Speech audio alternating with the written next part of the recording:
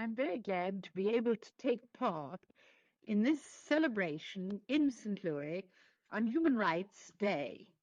Ever since the Declaration of Human Rights, the Universal Declaration of Human Rights, was passed in Paris in 1948 on December the 10th, we have fostered the observance of this day not only in the United States, but throughout the world.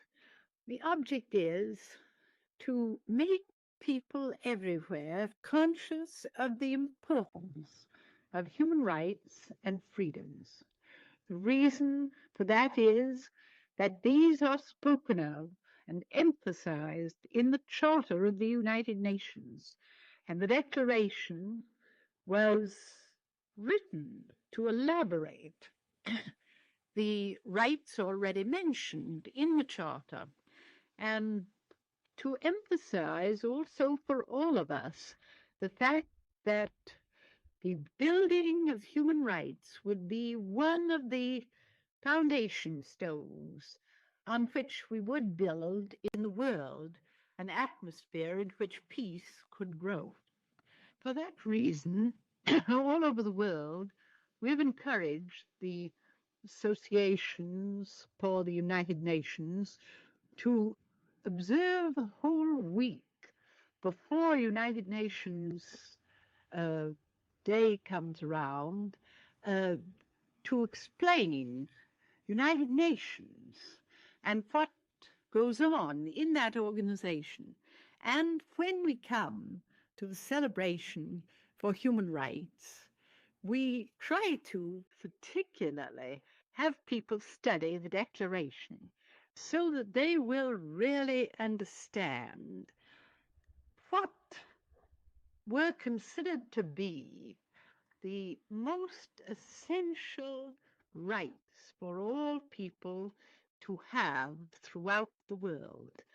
They fall in different groups. And one reason that we are now considering the writing of a covenant or covenants is because we feel that these rights should sometime be actually written into the laws of countries throughout the world. And that can be done by the adoption of covenants and the changing of laws to meet whatever a country has accepted in a covenant, which will be written in treaty form.